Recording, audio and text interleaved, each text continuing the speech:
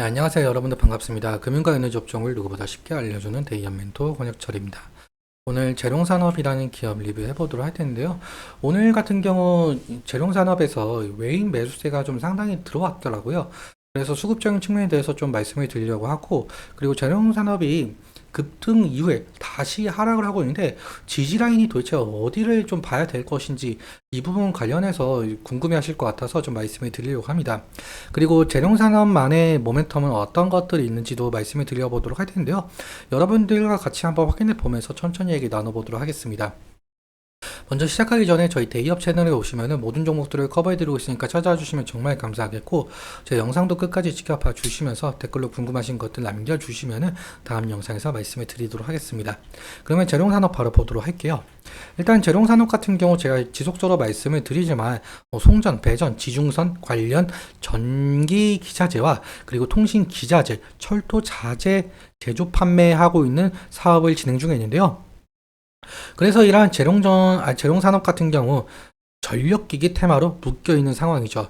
주요 사업 매출 비중을 좀 살펴보자면 금속 제품이 약 78% 정도 차지하고 있고 합성 수지가 21% 차지하고 있는데 2024년 들어서 지금 금속 제품에 대한 모멘텀이 상당히 강해지고 있어요. 왜냐라고 해본다면 재룡산업의 제품을 좀 보자면 송전탑이나 전신주에 사용되는 제품들이거든요. 그렇다면 이러한 제품들의 수요가 늘어나려면 결국엔 어떤 모멘텀을 가지고 있을까? 그런데 여러분들도 다 아시는 부분이죠. 바로 AI 같은 경우인데요. 현재 AI 같은 경우 지금 가장 걸림돌은 전기 부족이라고 한답니다.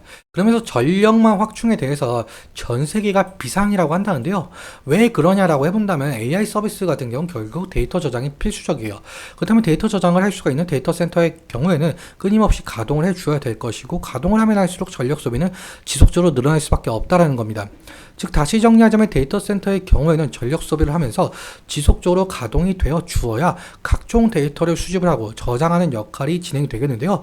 그런데 사실 지금 현재 AI 데이터 센터의 경우에는 시설이 상당히 부족해요.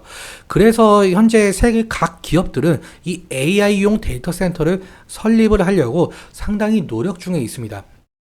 여기서 필요한 것은 바로 전력화 인프라 확장이겠죠. 사실 뭐 태양광 발전이든 풍력이든 원자력이든 전기를 끌어오려면 송전탑도 새로 설치를 해야 하고 전신주도 새로 설치를 해야 하는 상황인데요.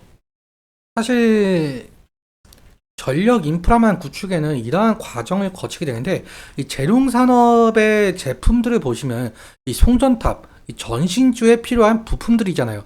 사실 송전탑 같은 경우 이격거리가 약 100m 가량이라고 한답니다. 그러니까 100m 간격마다 이 송전탑이 지속적으로 세워져야 하는 상황인데요. 그렇다면 이 송전탑이 세워질수록 재룡산업의 제품들 수요가 늘어날 가능성이 있다는 거예요.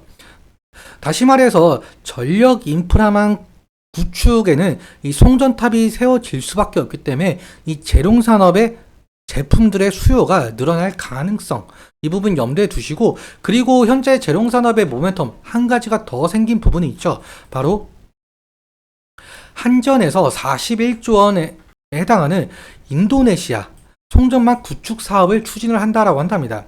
지금 여기 보시면은 인도네시아 섬들을 연결하는 초고압 직류 송전 설치 사업 등 전력 분야 신기술 신사업 공동 추진 업무 협약을 체결했다라고 하는데요.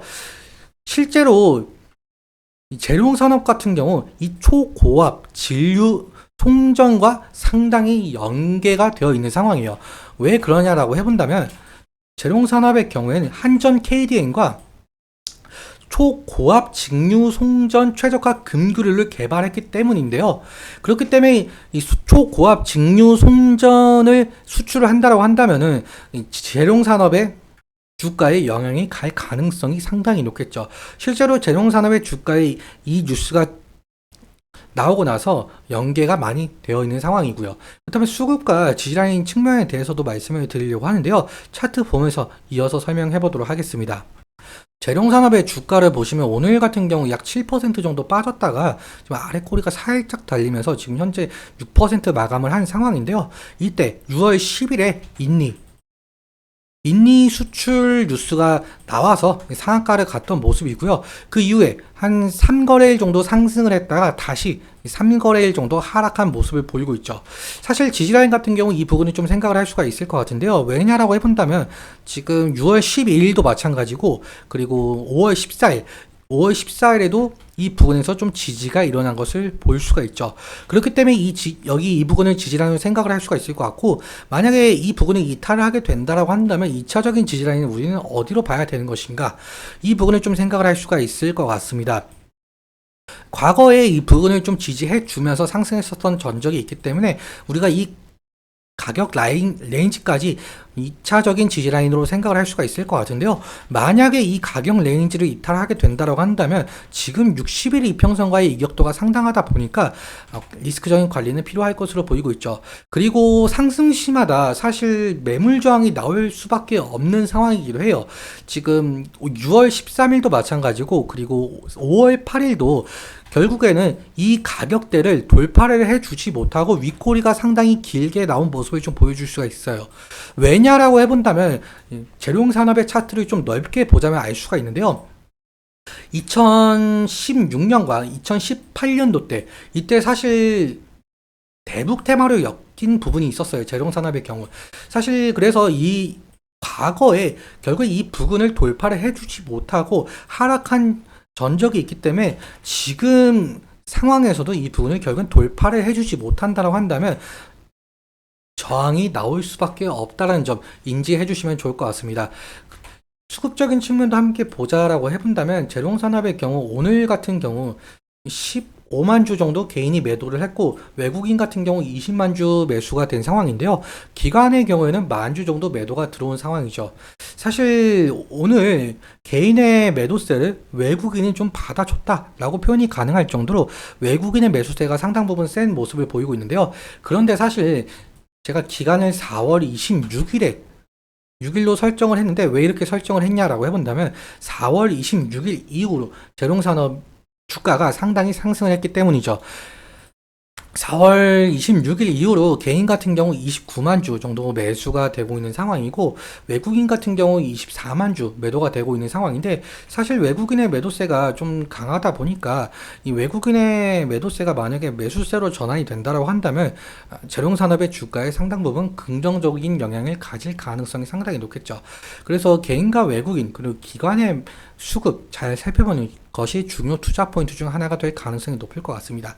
오늘은 여기까지 말씀을 드리면서 오늘 내용 여러분들께 도움이 되셨다면 구독과 좋아요 부탁드리고 그리고 오늘 말씀드린 내용과 차트적인 부분에 대해서는 제 개인적인 견해가 많이 껴있다 보니까 여러분들의 주관적인 견해와 함께 투자를 현명한 선택하셨으면 좋겠습니다. 오늘도 시청해주셔서 감사하고 지금까지 멘토 권혁철이었습니다. 감사합니다.